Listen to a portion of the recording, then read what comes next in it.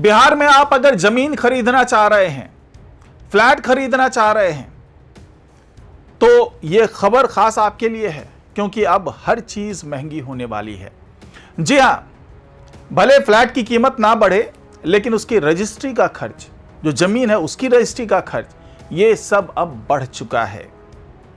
क्योंकि सरकार ने जो ऐलान किया है, जो शुक्रवार से उसे लागू कर दिया है, यानी आज की तारीख से वो सारी चीजें लागू हो गई है, और जो आदेश है उसके कारण अब कई गुना वृद्धि होने वाली है।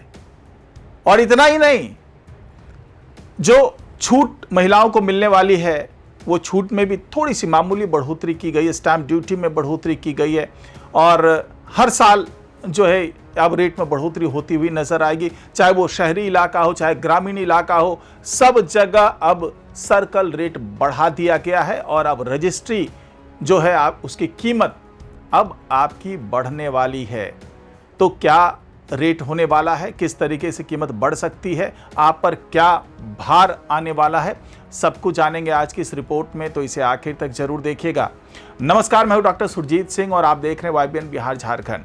तो जी हां, अगर आप शहरी क्षेत्र में जमीन खरीदना चाहते हैं या ग्रामीण क्षेत्र में जमीन खरीदना चाहते हैं, तो अब रजिस्ट्री का शुल्क जो है वो बढ़ चुका है। अब दोनों ही इलाके में जो है वो अलग अलग रेट है। पहले से भी वो परंपरा रही है, और अब जो बढ़ोतरी हुई है वो भी उसी अनुपात में बढ़ोतरी हुई है। अगर आप ग्रामीण इलाके में कहीं पर जमीन खरीदते हैं, तो जो सर्कल रेट है उसमें 1.6%, मतलब 6 गुना, प्रतिशत नहीं, 1.6 गुना जो है वो वृद्धि हो चुकी है। अगर हम शहरी क्षेत्र में कोई जमीन खरीदते हैं, तो वो लगभग 2 गुना ये वृद्धि हो चुकी है। तो जो आप शुल्क अदा करते थे निबंधन के लिए, रजिस्ट्री के लिए, तो उसमें अपने आप अब जो है लगभग 2 गुने की वृद्धि हो गई। आप रजिस्ट्री कराने जाएंगे तो सर्कल रेट के हिसाब से आप वो वृद्धि दे पाएंगे।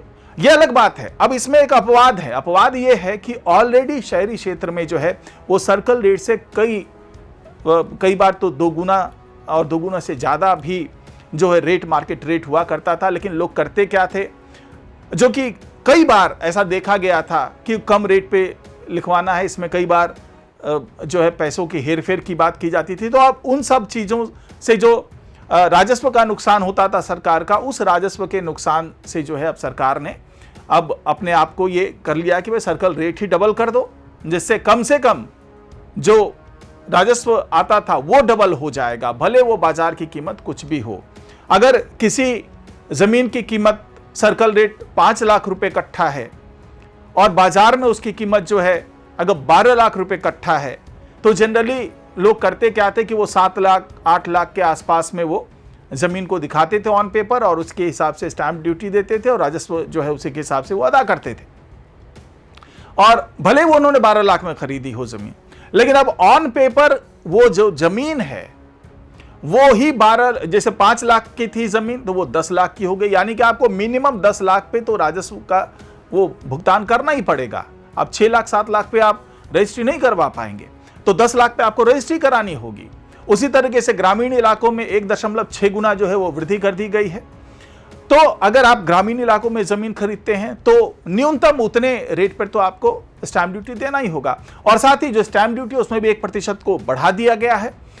तो कुल मिलाकर के आप चाहे वो ग्रामीण क्षेत्र में जमीन खरीदें या शहरी क्षेत्र में जमीन खरीदें या फिर आप फ्लैट खरीदें, सबका अब जो है सर्कुलेट ऑटोमेटिकली वो बढ़ गया है। इससे पहले 2013 में जो है वो वृद्धि की गई थी, जो ग्रामीण क्षेत्र की है, 2016 में शहरी क्षेत्र के लिए वृद्धि की गई थी, लेकिन उसके बाद से सब कुछ स्टैग्नेंट चल रहा था, उसमें कोई बदलाव नहीं किया गया था। अब जाकर के ये सारा ही बदलाव कर दिया गया है। यानी कि लगभग आप मान के चलिए 10 से 12-13 साल के दौरान ये जो है रेट में बदलाव आया है। और साथ ही सरकार ने ये भी कह दिया है कि ऐसा नहीं है कि अब फिर अगले 10 साल तक यही रेट रहेगा, बल्कि हर साल उसमें 5% की वृद्धि होगी। ऑटोमेटिकली वो 5% की वृद्धि होती चली जाएगी, क्योंकि आप अगर रेंट एग्रीमेंट भी बनवाते हैं तो उसमें भी एक क्लॉज होता है कि हर साल जो है आपको 10% इसमें बढ़ाना पड़ेगा।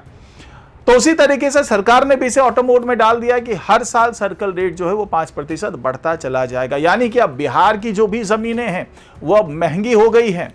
अब अगर हम महिलाओं को मिलने वाली रियायत की बात करें तो पहले ये 0.3% था, जिसे अब बढ़ा करके 0.4% कर दिया गया है।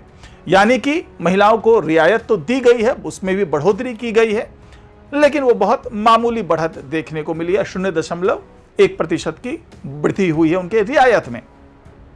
अब सवाल उठता है कि ये कदम उठाया क्यों सरकार ने। तो आपको पता ही है कि जो बिहार सरकार का खजाना है वो बहुत तेजी से खाली हो रहा है और केंद्र सरकार से हेल्प ले रहे हैं, ये वर्ल्ड बैंक से हेल्प ले रहे हैं, अलग अलग संस्थाओं से इन्होंने काफ़ी लोन ले रखा है।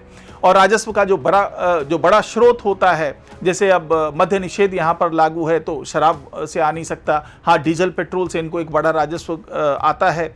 और साथ ही जो अलग अलग खनन वाले मामले होते हैं, रेत खनन हो, बालू जो निकाली जाती है, अलग अलग खनन से राजस्व मिलता है।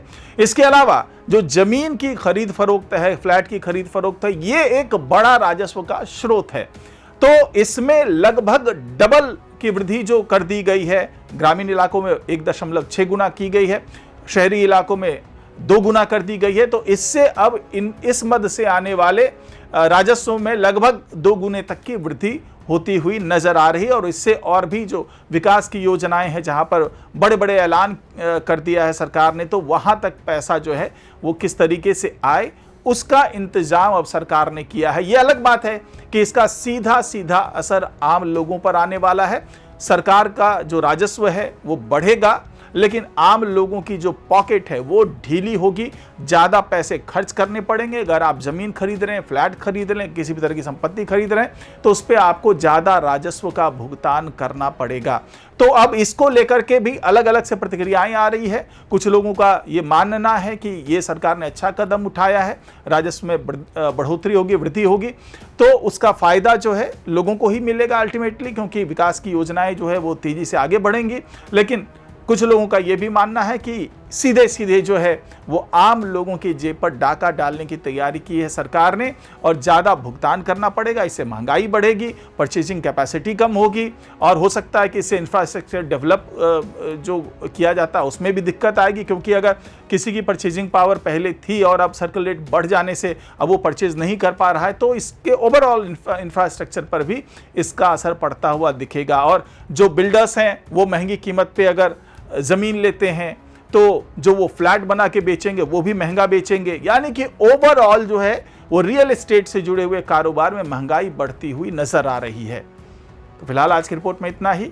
नमस्कार।